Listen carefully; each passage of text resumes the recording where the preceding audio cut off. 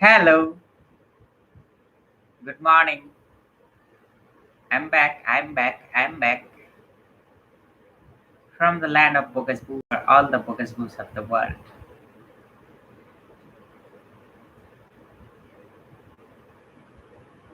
I am starting season 2 of Thinking Fast and Slow today because I realized through a sudden miraculous event that I'm not doing it slow enough. I am deviating from the primary goal uh, for that I was doing this project. I'm reading is too fast, a lot of material at a time, which my human mind is not being able to process. That's why I am going back to a more slower route today. 5 minutes reading per day and then explanation of 10 minutes. Let's do it together.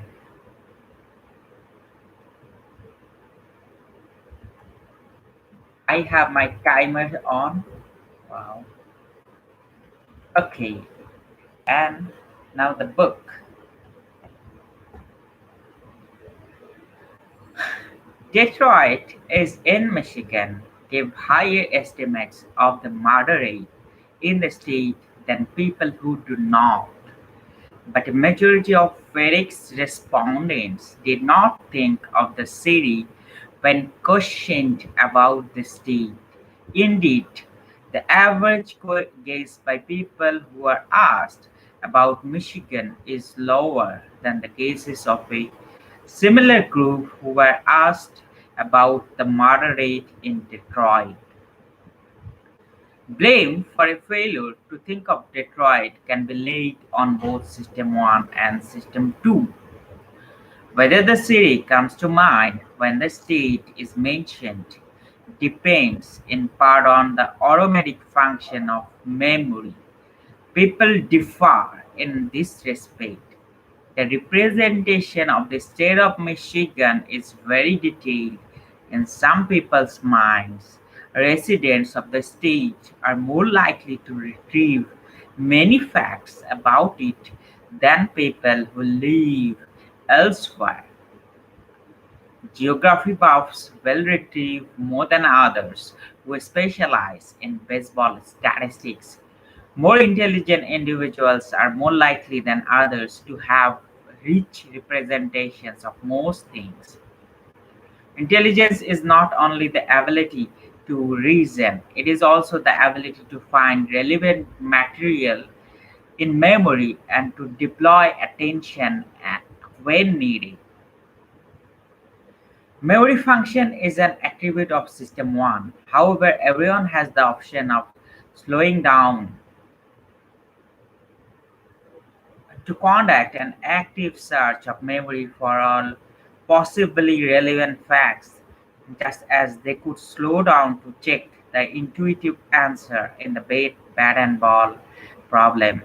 The extent of deliberate checking and search is a characteristic of System 2 which varies among individuals.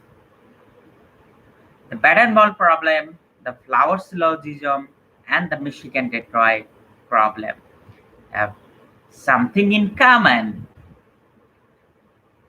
Failing these mini tests appear to be, at least to some extent, a matter of insufficient motivation, not trying hard enough.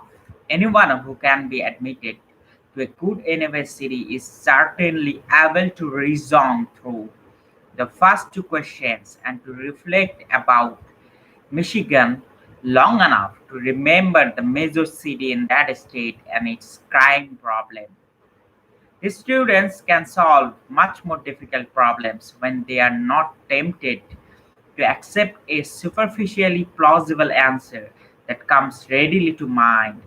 The ease with which they are satisfied enough to stop thinking is rather troubling. Lazy is a harsh judgment.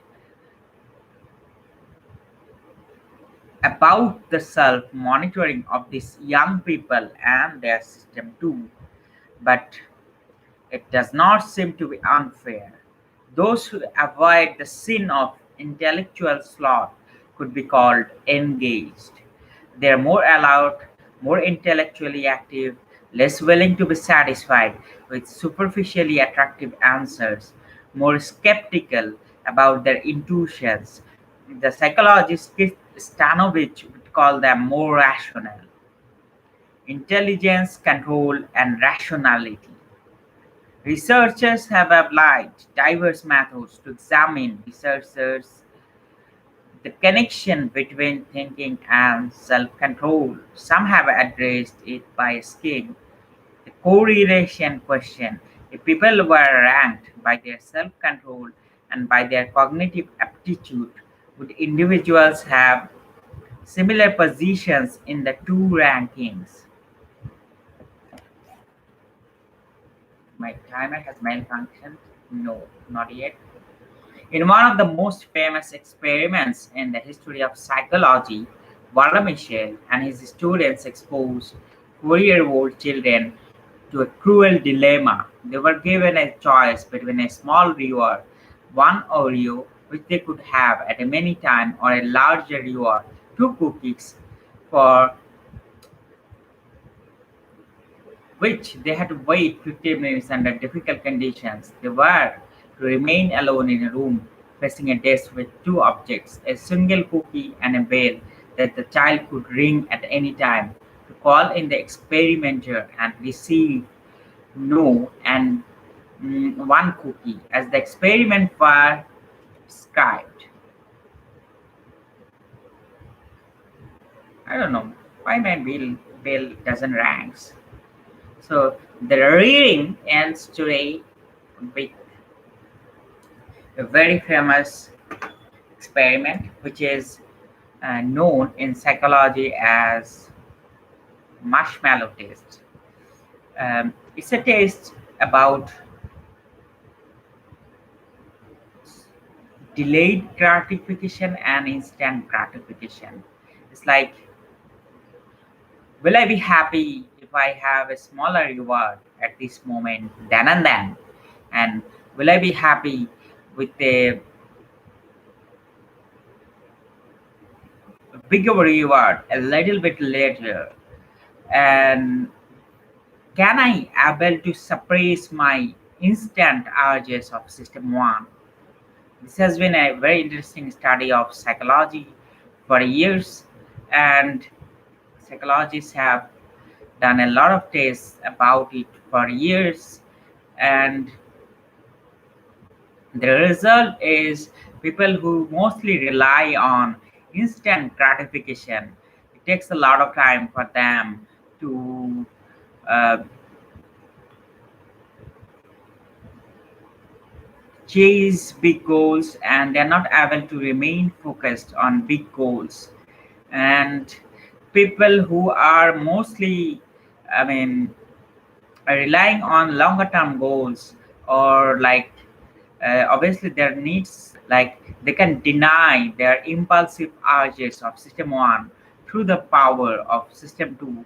They are able to get more better rewards in the longer terms. That's what I have understood reading this. And another thing that Kahneman tries to say, that the problems like Baden-Bond problem and all other mathematical problems that are mostly relying on people's ability to reason and come towards a correct conclusion within a very short time.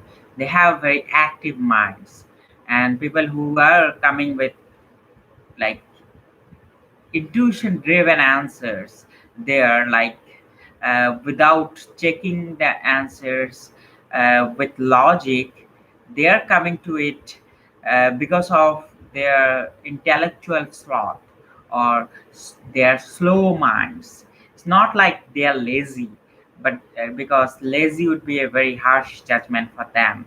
It's like, um, they do not have the mechanism to make their minds active, or they haven't thought, like, if it's a very simple answer, why the questioner is asking me? But I mean, there is a part of naive inference can be there too. Like, a lot of times maybe the questionnaire is giving you a very simple question with a simple answer to make you confused. So um, being more aware with our minds and being more active with our minds, and as well as finding the right answer at that moment, that's the important point we are trying to grasp here. And I don't know, but I think this is a very interesting point. Like, I personally believe that familiarity could be an important data point there. Like, if you are exposed to very same kind of problems, you will be more prone to come up with a good solution with for that question. That's what we do in the education system. Like, we expose people with similar kind of problems, and I mean, if they find something relevant from there in the exams, they perform very well. But um, there is a very difficult anomaly is there. Like, in the real world, the problems are not defined at all. Like, what is the problem at this moment? And sometimes the problem that seems to be in the surface is not the problem, actually it is there underlying below. So um, the ability to reason, ability to have inner confidence on our solutions or the truth at that moment, based on our possible best understanding, and as well as being able to reason our slow thinking or question our slow thinking, checking what is being derived from our mind at this moment, can be a can be a good intellectual tool sets.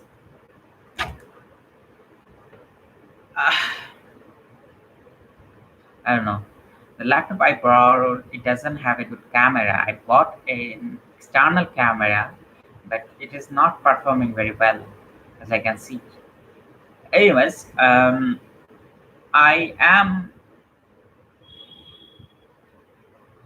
I think, getting a better grasp of the concepts by being more slower.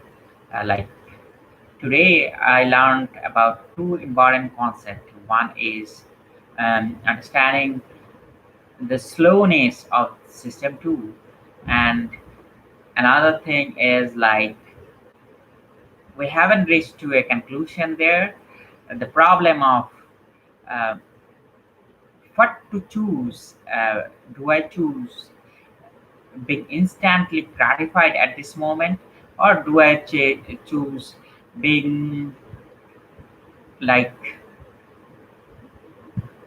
um, delayed gratification with a bigger reward?